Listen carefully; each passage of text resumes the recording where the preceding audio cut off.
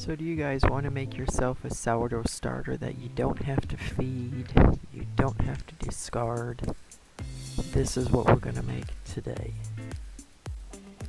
We're going to add about half a cup or so of flour. It's not necessarily anything you need to measure. You can eyeball this as well.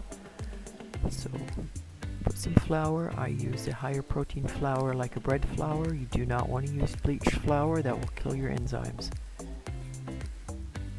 So I've got homemade yogurt. You can have any yogurt. Do not use pasteurized. Use a good yogurt that has enzymes in it.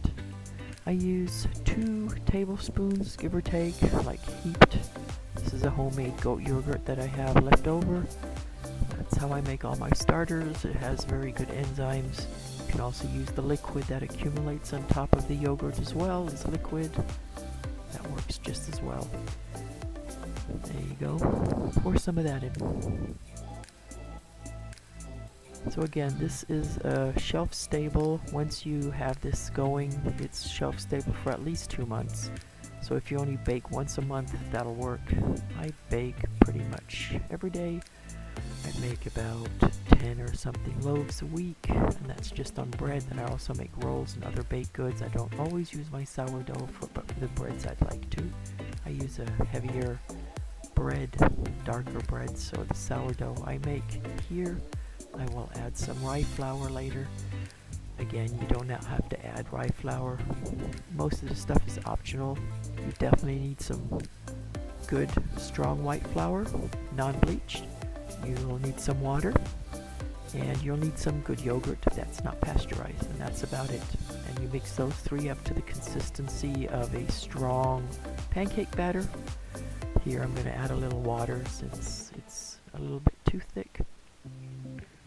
And again, if you find it's too thin, add some flour. If it's a little too thick, add some water or some more yogurt. Nothing really special about this dough. What is special is you will not need to be feeding and discarding it.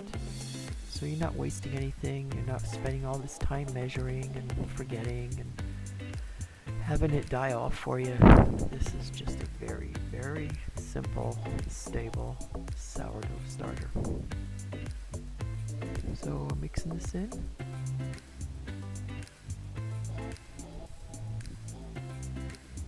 Also, this next part is optional. I have caraway seeds, which I will add to that. They'll have some nice enzymes on them that will give it a good starting, an oomph to get going. And as you can see, I cover all my spices and seeds up to ensure that they stay nice. This is a little too much actually. Let me put some back. I normally use about that much, but I also make double the amount. So this is enough. Toss them in there. Cover these up again. Make sure they stay fresh. And we'll put them away. I use those with fennel, anise, and all the other stuff in my bread. Here's my dark rye flour. I will add about a tablespoon of that to my starter.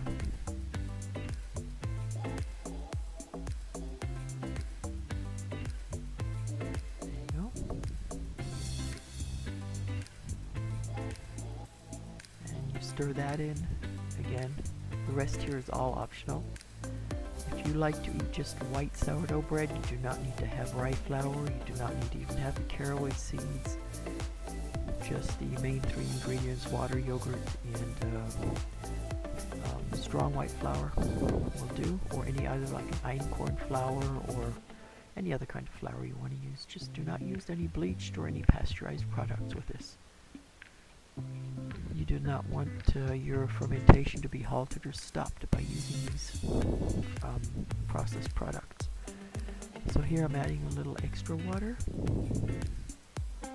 just to get that consistency I'm looking for. And I think I've got it here. It's about, see what I mean? It's like a thicker pancake mixture. There you go. That'll work for me. If yours is a little thinner or a little thicker, no worries, it'll work. It's not a big deal. So I'm scraping this down. You can leave this on the countertop covered for a week. I usually cover it with a paper towel and a rubber band, or if you have a cloth cover, however you like to do things. Now you can look at it every day, you can talk to it every day, you could even stir it every day, but it's not necessary. It may develop some liquid on the top, which you'll find is a hooch. It is a fermented alcohol. You can just stir that right back in. It's not going to harm anything. If you find it's looking a little watery, dust a little flour on it. Don't go too crazy about it. But normally just leave it for a week, sitting on the countertop, and sleep on it. Now this is one I did make a week ago. Now this one is double the size, so this is not the same one we just made. It is another one, but twice the size. So you'll find the one we just made, you'll get about half as much, about that much. The rest here is all additional. Since I bake so much, I have plenty of this, and I also like to share it with friends and family if they want some sourdough starter. So here comes the preservation. Now you can use this right now to bake with. I will use a fifth of my flour in grams, so if I have 500 grams of flour in a recipe, I will use about 100 grams of sourdough to bake with. This is for my heavier breads that have rye or other kinds of heavier flour in them, wheat. If you have a lighter white flour, you may only use 75 grams per 500 grams. It's just, you'll get the feel for it.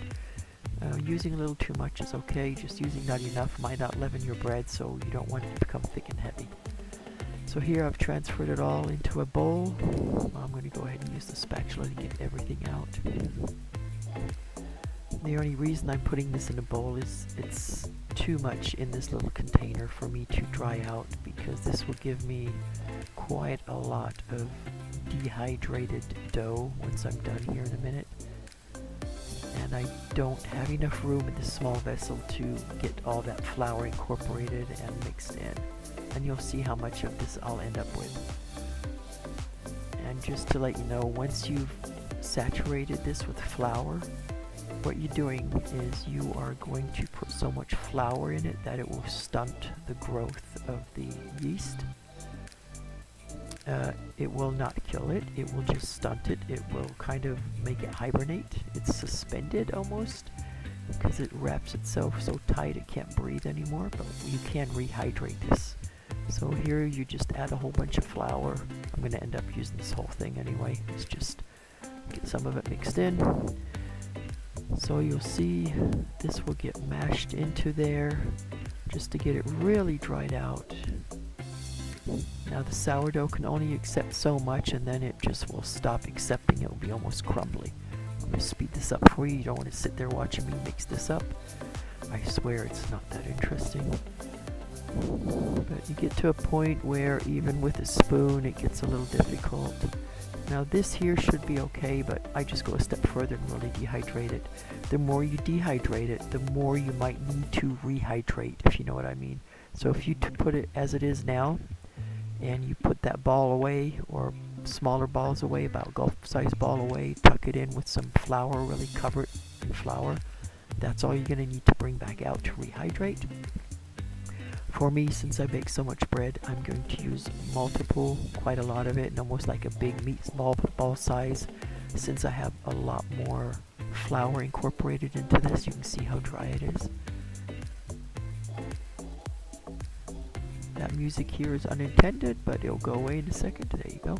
So here I'm just going to go ahead and fill a jar with all this dried up sourdough, and in between layers I will even add another handful of flour to ensure that it really dries out and it doesn't have a chance to ferment. It will eventually start fermenting. Like I say, in a month or two it will still ferment, and then you might have to go dehydrate it.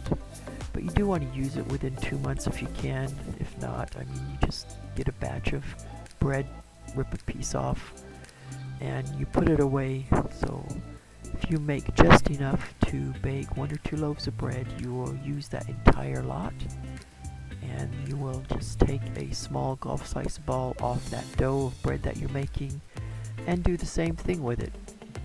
Like pack it in flour, put it away. Or if you're going to use it more often, make more of it. So here I've dehydrated quite a lot of it. I'm going to top it off with a lot of flour to really pack that into flour.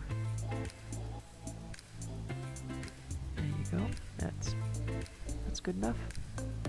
And I'll just cover it up. For me, I store this in a dark place. You can put it